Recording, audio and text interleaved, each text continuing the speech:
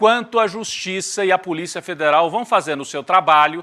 E eu disse várias vezes aqui no fim do ano passado, 2023, o Lula, o governo federal, se concentrou em duas coisas: estabilizar a economia e isolar o bolsonarismo, na medida do possível, politicamente. Mas quem dá consequência prática para o isolamento e para a punição do bolsonarismo é a Justiça. Então, 2023 isso começou, 2024 continua nessa linha. Portanto, enquanto a Justiça segue a investigar o lado bolsonarista que foi golpista, que foi violento, que pregou a destruição da democracia, o governo Lula entra num novo momento em 2024. 2023 foi a estabilidade da economia e muita viagem para o exterior. 2024, o Lula já disse, ele quer correr, viajar pelo Brasil, visitar o maior número possível de cidades. Vamos começar por aí. O Lula inicia 2024 visitando o Nordeste, que é justamente a região onde ele teve a votação mais forte. Está a manchete aqui, Lula inicia em Bastiões do PT, um nome feio para a manchete, mas sequência de viagens pelo país e de olho na eleição municipal. É fato, né? O Lula vai se voltar nesse 2024 para ir até as bases, para ir até os municípios, porque ele precisa mostrar que o governo está trabalhando e precisa articular politicamente a sua base. Onde que o Lula vai estar nos próximos dias? Hoje, Salvador. Primeira parada de Lula no Nordeste. Portanto, o presidente Lula vai fazer um giro pelo Nordeste quinta e sexta, hoje e amanhã. Primeira parada, Salvador, depois ele vai ao Recife e termina esse giro em Fortaleza, as três capitais mais populosas, as três cidades mais populosas do Nordeste brasileiro, onde tem eleição. Todos os municípios brasileiros têm eleição em 2024. Vamos dar uma passadinha na agenda. O Lula primeiro vai a Salvador e lá ele participa da inauguração do Parque Tecnológico Aeroespacial de Salvador, ao lado do ministro Rui Costa. O Rui Costa, que foi governador duas vezes da Bahia, né, foi eleito e reeleito, é ministro do Lula, é uma liderança importante na Bahia, assim como Jacques Wagner, dois governadores do PT, e o Lula vai estar ao lado do Rui Costa e de outras autoridades participando desta inauguração do Parque Tecnológico Aeroespacial de Salvador. Com isso, ele faz um aceno para a base política do PT na Bahia e também é uma pauta que tem a ver com militares. Interessante a gente notar isso, hein? Tanto em Salvador quanto depois no Recife, o Lula tem um diálogo com os militares, porque esse parque tecnológico que está sendo inaugurado, está sendo erguido em Salvador, é uma parceria com o Ministério da Defesa e o Comando da Aeronáutica. Então, importante a gente perceber isso. Depois o Lula vai para o Recife. Ainda nesta quinta-feira à tarde, ele vai ao Recife e aí outro foco destas viagens, o PAC, Programa de Aceleração do Crescimento. O Lula vai visitar as obras de retomada da refinaria Abreu e Lima, em Pernambuco. Olha, essa refinaria é dos primeiros governos, né? Ela foi construída um pedaço, depois parou. Então o Lula vai retomar a construção de Abreu e Lima, da refinaria Abreu e Lima, em Pernambuco. E lá também participa de um evento militar. Então são duas coisas: PAC, mostrar presença no Recife, que é o estado natal do... Pernambuco, né, que é o estado natal de Lula, e depois participa da troca de comando militar no Nordeste, troca do comando do Exército no Nordeste. Então também uma agenda militar, junto com o ministro Múcio, que é pernambucano. Então o Lula, Bahia, Pernambuco e depois ele vai ao Ceará.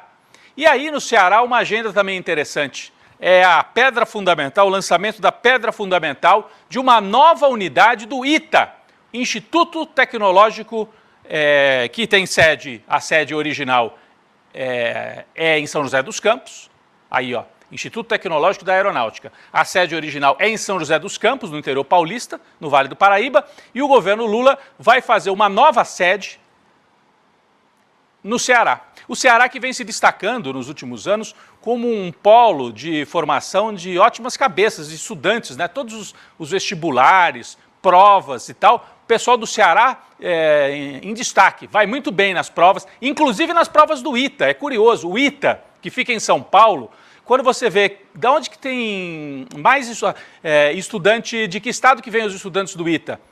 Muitos vêm do Ceará. Então agora, em vez de eles terem que sair do Ceará para estudar em São Paulo, a ideia é construir uma sede do ITA lá no Ceará. Interessante esta agenda do Lula, que mistura contatos políticos, acenos militares e obra, PAC. Então, o que a gente pode observar, para além da agenda, politicamente? 2023 foi o ano em que o Lula viajou muito para o exterior. Até foi questionado, né, sobre isso. Não está exagerando? É muita agenda internacional, muita agenda internacional. Como se o Lula fosse um iniciante e não soubesse direito como programar o seu mandato.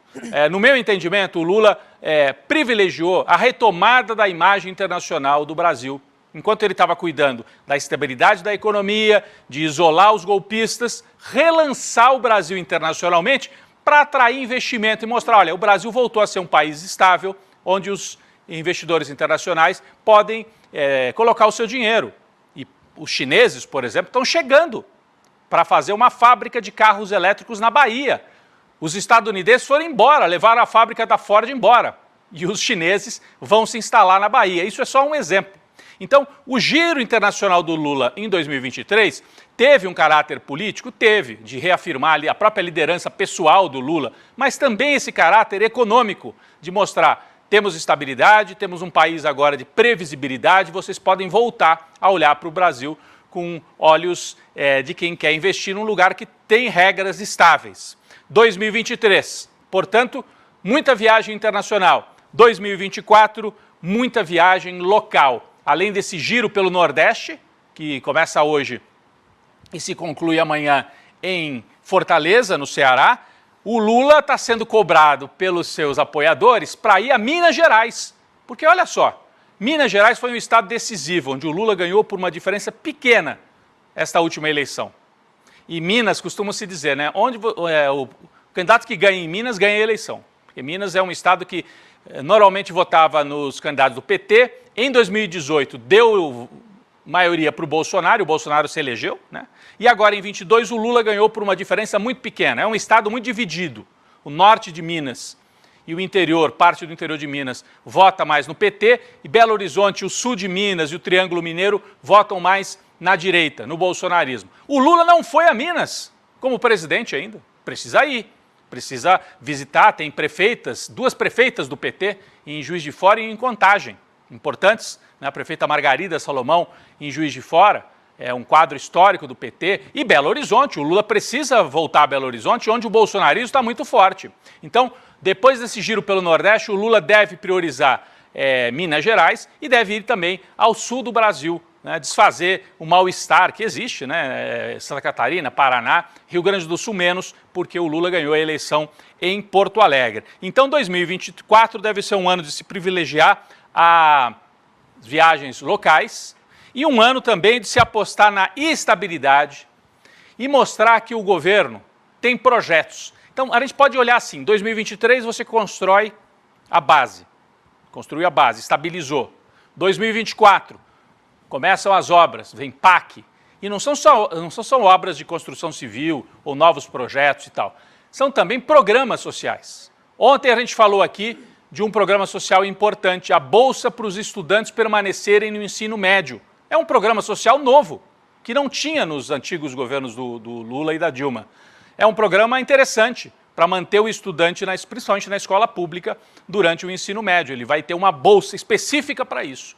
E está sendo lançado agora, começou a ser pago. É uma novidade de 2024. Outro programa importante que foi anunciado ano passado e agora começa a chegar à farmácia popular. Eu estava vendo a manchete ontem sobre isso, a distribuição de absorventes na farmácia popular, que era também uma promessa do Lula no ano passado. O governo disponibiliza gratuitamente absorventes pelo Farmácia Popular. A iniciativa faz parte do conjunto de ações do governo federal para proteção e promoção da saúde e dignidade menstrual.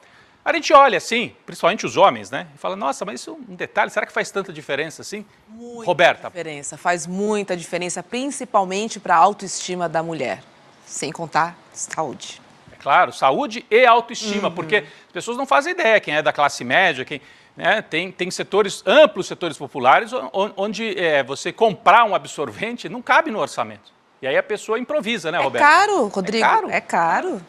Você vai numa farmácia, É. é caro. Então, está na farmácia popular, não é só remédio de pressão alta, não é um luxo o absorvente. É algo da dignidade, como disse. Item básico. É item básico, Item né? básico. Para a dignidade das mulheres no seu dia a dia. Eu trouxe aqui, fica parecendo um detalhe, mas não é um detalhe. Você vai somando todas essas coisas. É um contraste muito grande com o que o Brasil vinha vivendo nos últimos 6 anos. E eu diria mais, assim, nessa análise desse movimento do Lula em direção ao Brasil, não só para fora, mas agora para dentro. É um momento de apostar em resultados de um governo normal. Porque a gente fica aqui muito discutindo a pauta, essa pauta que está na superfície, que ou é a pauta da imprensa tradicional, que é déficit zero, veja bem, o Haddad, a medida provisória, o Pacheco diz que vai devolver a medida, que é essa pauta que está aí nos grandes meios de comunicação e que interessa ao mercado e aos empresários. Ok, é uma pauta que tem que ser debatida.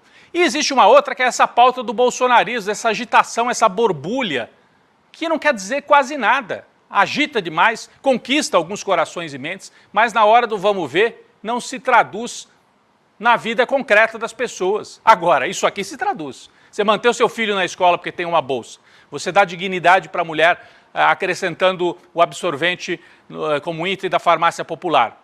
Isso é a vida concreta. O Lula aposta muito nisso. E não é o ritmo da rede social. Não é. Não vai fazer esse debate assim, na agitação. Não é. É algo que as pessoas vão sentir na vida e que vai se consolidar devagar. É um outro ritmo. A aposta do Lula não é a aposta do debate permanente da rede social. É um governo de normalidade. Poxa, mas isso dá certo nesses novos tempos? Eu diria que tem que fazer as duas coisas. Tem que também fazer o debate das redes sociais, porque senão você perde até a capacidade de dialogar com alguns setores que ficam muito ligados nas redes o tempo todo. Mas se você não governar de verdade, acontece que nem o Bolsonaro, que agitou, passava o dia sentado de calção de jogar futebol com o Twitter na mão e não governava. O que ele entregou? O que ele tinha para mostrar quando terminou o governo, a não ser agitação política? Não tinha. O Lula parece que tem. E essa é a aposta de 2024. Mostrar que tem um caminho, que tem uma estratégia. E a estratégia é essa que nós estamos falando. Esses governos que apostam numa certa normalidade, né, que tem um corte mais tradicional. Você olha para o Lula, outro presidente que segue essa linha é o presidente do México, o López Obrador. É um presidente, uma liderança popular tradicional de centro-esquerda. Não é um homem da nova esquerda, é da esquerda tradicional. Está fazendo um bom governo. Está fazendo um governo super bem avaliado, consistente e, segundo as últimas pesquisas, o López Obrador deve eleger a sua sucessora. Pela primeira vez, o México pode eleger uma mulher, que é a ex-prefeita da cidade do México. Eu até separei aqui, ó, ex-prefeita da capital lidera a disputa presidencial no México, essa que aparece aqui na foto, Cláudia Sheinbaum. Ela é apoiada pelo atual presidente. Mas eu trouxe só para mostrar que Lula e López Obrador têm esse perfil mais tradicionalzão, né? São até mais velhos, apostam em governos amplos, né? E estão indo bem. No meu entendimento, o Lula até surpreende. Quando a gente compara com o que está acontecendo no restante da América do Sul, olha, o Lula vai bem não só porque vai na contramão do desmonte do Estado. O que a gente assiste na Argentina, no Equador, no Peru? Quase um desmonte, fim do Estado Nacional. O projeto é implodir tudo, olha aí, o Milei. O projeto dele é implodir programa social. Imagina, o Lula está recriando alguns programas sociais, está fazendo novos, como esse na farmácia popular dos absorventes, como bolsa para estudante ficar na escola, enquanto o Milei está implodindo tudo. Olhem o contraste. É um contraste muito violento. O Lula aposta no Estado, programa social. É tradicional, é uma maneira tradicional de fazer a política, né? O Milei aposta no desmonte. O Peru é outro país que está em muita dificuldade.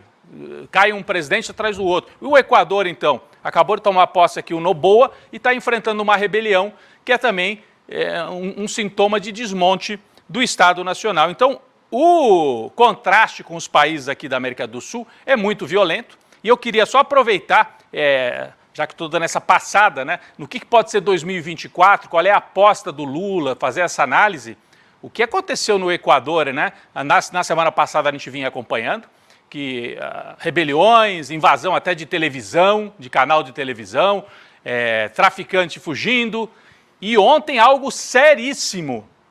Um dos promotores que estava incumbido de investigar aquela invasão do canal de televisão em Guayaquil foi assassinado no meio da rua. Estava se deslocando de carro, nós temos a manchete também, olha aqui. Promotor do Equador, que investigava a invasão de canal de TV, é assassinado. César Soares havia sido designado para determinar qual grupo criminoso estava por trás do episódio na cidade de Guayaquil. Olha o grau de descontrole que vai vivendo o Equador, principalmente na região da costa, que é onde fica Guayaquil, onde fica o porto.